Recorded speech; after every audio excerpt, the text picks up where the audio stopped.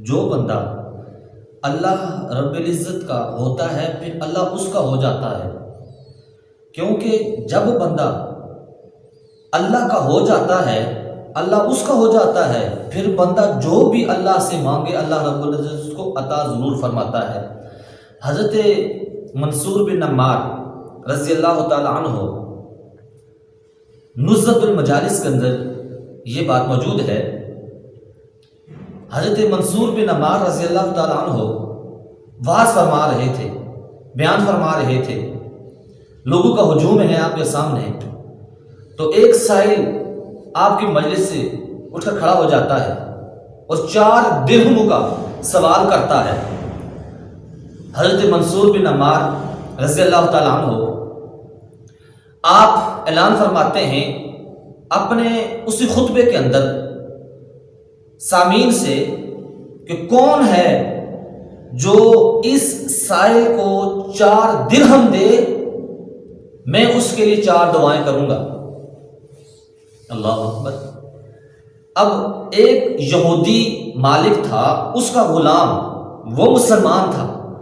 حضرت منصور بن عمار رضی اللہ تعالیٰ عنہ کی مجلس میں وہ بیٹھا ہوا تھا۔ اب وہ شخص جو یہودی کا غلام تھا وہ کھڑا ہوا اور اس نے 4 درہم نکالے اور اس سائل کو دیے اور عرض کرنے لگا کہ حضور میرے حق میں 4 دعائیں فرمائیں، اور 4 دعائیں یہ ہیں۔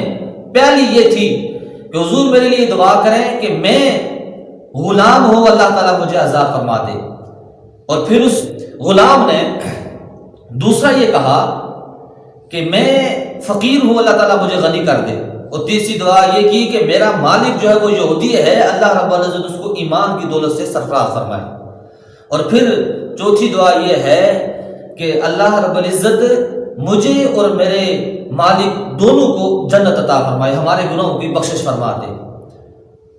اب یہ اس نے غلام نے منصور بن عمار رضی اللہ تعالیٰ عنہ سے یہ 4 دعائیں کروائی۔ تھوڑی دیر گزری، محفل اختتام پر پہنچی، محفل جب ختم ہوئی ہر کوئی اپنے گھر جانے لگا،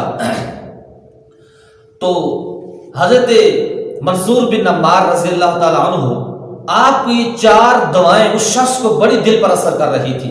اب سب جب بندے گھر جانے لگے، وہ بھی جب اپنے مالک کے پاس آ کر پہنچا، اب مالک نے پوچھا بھائی تو لیٹ کیوں ہوا ہے؟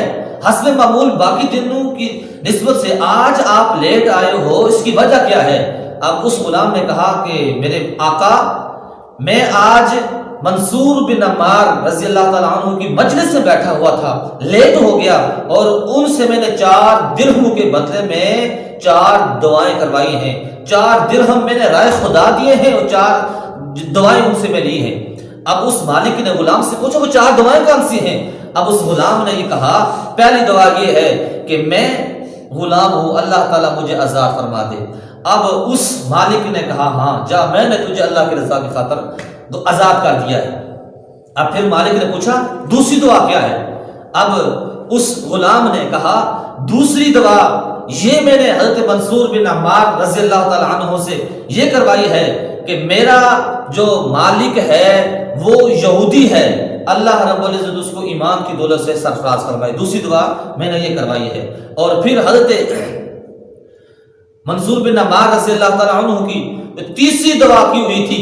اب اس نے پوچھا تیسری دعا کیا ہے؟ اس نے کہا کہ میں فقیر ہوں، اللہ تعالیٰ مجھے غنی کر دے۔ اب اس مالک نے 4000 درہم نکالے اور اس غلام کو دیے اور فرمایا کہ تو نے 4 درہم اللہ کی راہ میں قربان کیے تھے، اللہ کی راہ میں تو نے خرچ کیے تھے، میں تجھے 4000 درہم دیتا ہوں۔ اب پھر مالک نے کہا چوتھی دعا کیا ہے؟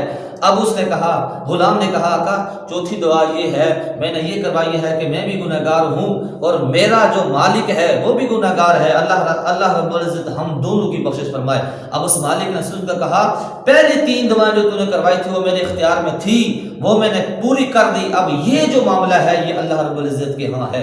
اب کیا تھوڑی دیر گزری، مالک بھی سو جاتا ہے، غلام بھی سو جاتا ہے، اور پھر رات کا جب پچھلا پہر ہوتا ہے نا، خواب مالک دیکھتا ہے۔ اب اس کی ظاہری آنکھ بند ہوتی ہے، باطنی آنکھ جاگ اٹھتی ہے، غیب سے آواز آتی ہے اے غلام کے مالک جو تیرے اختیار میں تھا، جو تیرے بس میں تھا وہ تو نے کر دیا، اب میں جو میرے اختیار میں تھا اب میں وہ کرتا ہوں، جا میں نے تجھے بھی معاف کر دیا ہے، تیرے غلام کو بھی معاف کر دیا ہے، اور جس نے 4 دعائیں کی تھی اس کو بھی میں نے معاف کر دیا ہے، اور جو اس محفل کے اندر بیٹھا ہوا تھا میں نے ان کو بھی معاف کر دیا ہے۔ اب یہ دیکھیں جو اللہ والوں کی مجلس میں بیٹھا ہے، اللہ رب العزت اس کو کتنا نوازتا ہے، چاہے وہ کتنا ہی بڑا گنہگار کیوں نہ ہو، جب وہ صدق دل سے اللہ رب العزت سے معافی مانگتا ہے اللہ رب العزت اس کو معاف فرما دیتا ہے۔ سبحان اللہ۔